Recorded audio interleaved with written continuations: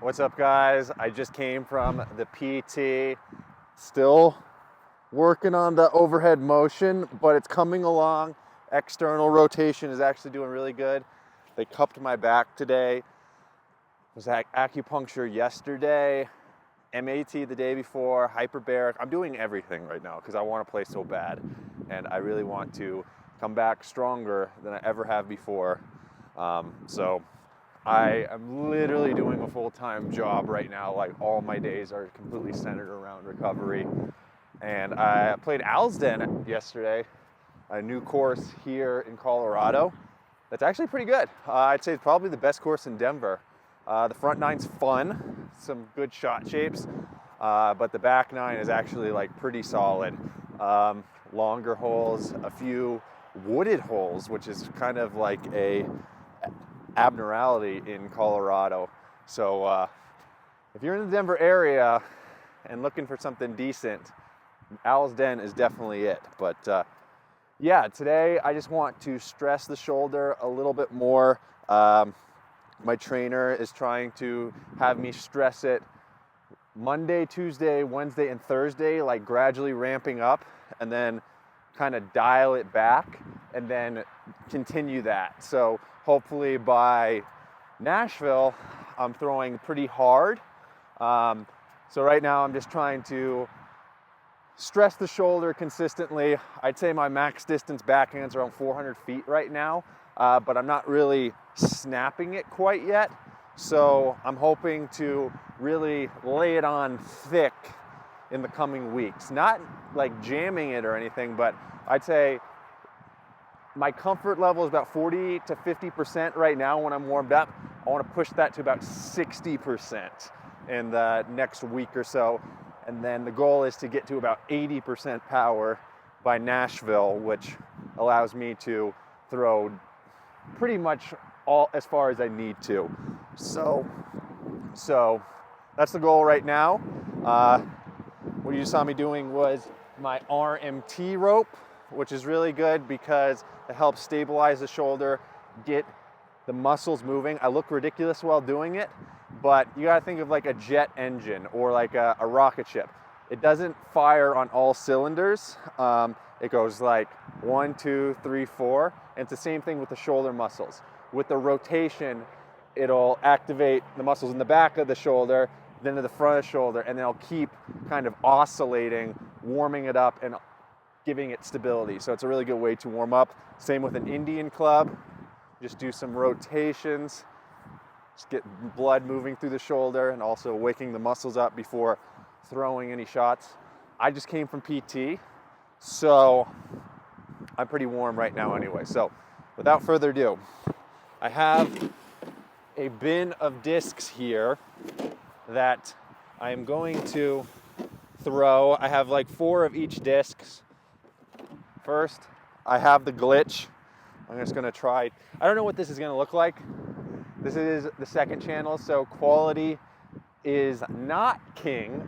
While I do care about quality, it's not completely necessary. It's more about just putting out the content, and the true fans will watch subpar quality. Thank you, I appreciate you guys. Subscribe. But first off, we just got some glitches, and it's a perfect disc to warm up with. It's about like 40 degrees out right now. It's gonna snow tomorrow, so that's not fun. But let me just go a little bit further just in case. These are just neutron glitches. Throwing these about 20 to 30% just to warm up the arm. Fan grip. My glitch throws have actually been kind of not great lately. I don't know, it's like, it requires that last little bit of snap to feel comfortable with a glitch, but it's coming back. Next disc I got is some watts. The numbers are 2.5, negative 0.5, 0.5, so pretty much dead straight. It's basically a glitch without being a glitch. It's such a good disc.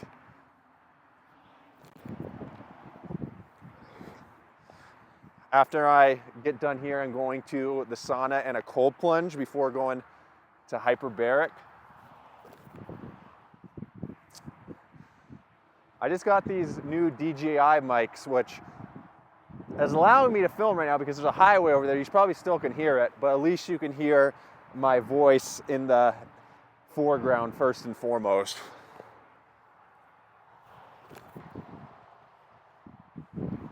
Yeah, opening up that range of motion at the PT definitely feels good today. Got some hexes. This hex is just so sweet. Shout out to Jack M. Just absolutely beautiful. Master Roshi, Krillin, Goku. Shout out to Doodle Dyes. He made this hex for me, as well as this one. These ones are on Eclipse, the Eclipse hex. There was a guy yesterday, or the other day, coming through town, and he asked me, if you weren't on MVP, what mid-range would you throw? And I told him, like, honestly, I'd probably throw the hex, because the hex is just like that good of a mid-range. It feels so good, kind of like a hybrid between an MD3 and a Mindbender. Maybe a little bit of a buzz in there, but like, it just feels so good to me. Love the hex. All right.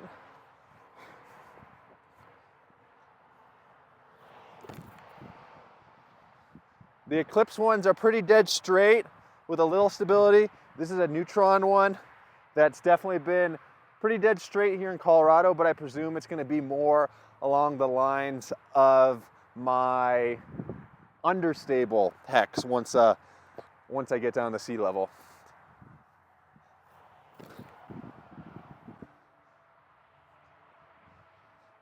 When I'm looking for a mid-range, it's like the hex is just the perfect disc because it's going to be pretty much dead straight.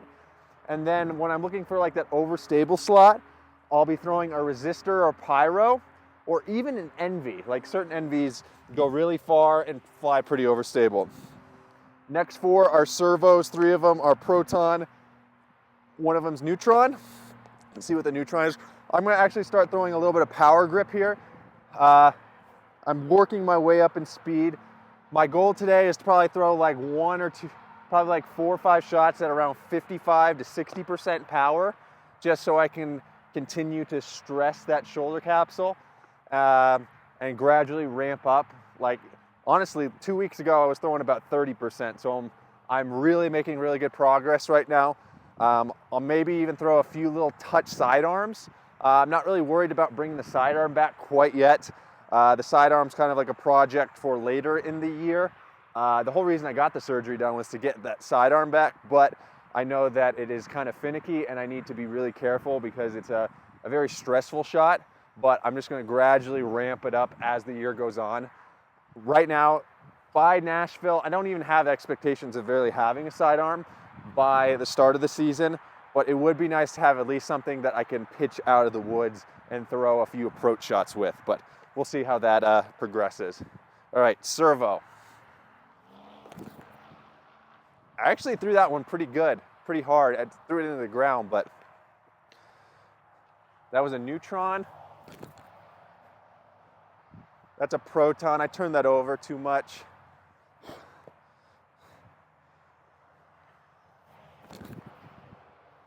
Wow, I actually pounded that one. That was probably like 55, 60%. And this is the one that's been in my bag.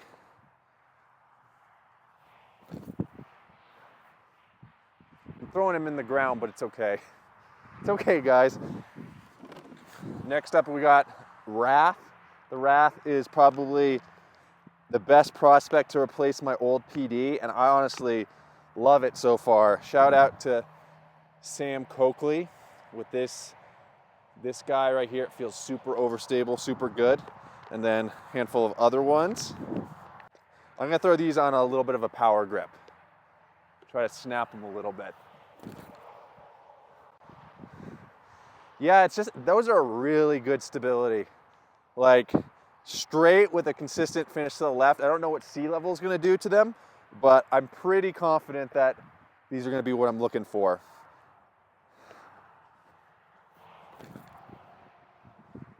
Yeah, that's a really nice stability. Like I actually kind of yanked over on that one, still came back, but not like crazy, crazy overstable. That might have been like a 65. Wow, I'm noticing like exponential improvement right now. That was one of my better throws. I'm actually starting to able to pop them a little bit. This is the best prospect of the Wrath making the bag as my go-to. So let's see. This is the first flight. Oh my gosh. It looks sweet while flying too. Let's go, guys. That actually felt great. All right. Lastly, we have some patent pending nitros. This is probably like the best prospect of being what my Cloudbreaker used to be / PD2. It's more along the lines of like, not a control driver. The Dimension's probably gonna take the cake as the driver that I use the most, but I feel like the Nitro, since it's a slightly smaller rim, might be a little bit more controllable. We'll see, but I really like the way they feel. It's kind of like a hybrid between like a Cloudbreaker and PD2. Some of them are really domey. Definitely overstable. Trying not to throw them too hard.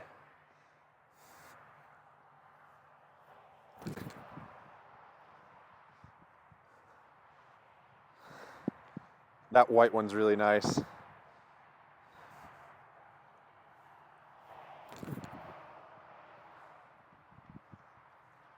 Finger's starting to crack. And then Birdie Bud dies. I just stumble upon it. I mean, listen to this thing. That is like so pop top.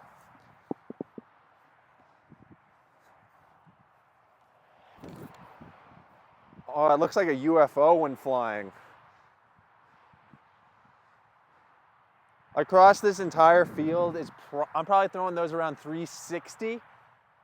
Like right now, as you can probably tell, I'm not really popping them, but I'm just trying to kind of guide them out there, so to speak. But yeah, I don't know what this is gonna look like. Maybe I'll just post it raw and unedited, but feeling good, sticking to the process, feeling confident that I'll be able to start the season. I think what it's gonna come down to is limiting expectations on the first couple events, because when I go out, I am expecting to be a top contender.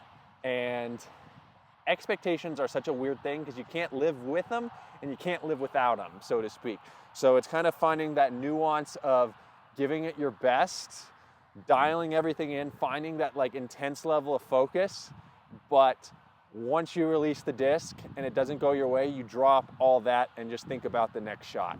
So that's my goal. My goal this year is to kind of like drop, not be a part of like all the hyperbole of disc golf, and just like really love the game for what it is and why I play disc golf in the first place. Like if I can go out there and have fun and feel like I'm bettering myself and carrying myself in like a self-fulfilling way, I think that's going to radiate to the others around me, and it's going to be really positive. Like back in 2021, which I feel like was arguably one of my best seasons, I just had like a lot of fun playing. I was touring with some of my friends, Joey Tamale, Simon, and I'm going to have a similar year this year, just like being a part of the team and just like really loving what I'm doing. So I feel like I'm really set up well. There's a lot of nuance of disc golf because it's not like a sport where you can really just grit your teeth and go.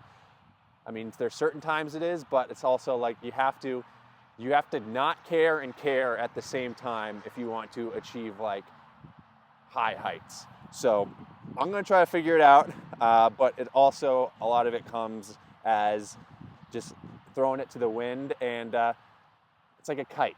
You just got to like read the wind, find the flow, all that metaphorical stuff. So I'm going to go gather these discs, throw a few more, and then head to the sauna. Thank you guys for watching, and until next time, keep on dreaming. Be unlimited. I don't know how to close out this channel. MVP Peeps is a thing too. yeah, I'm just rambling. This second channel is all about rambling. Try to let you guys know what's going on inside my mind to a certain extent. All right, until next time. Peace.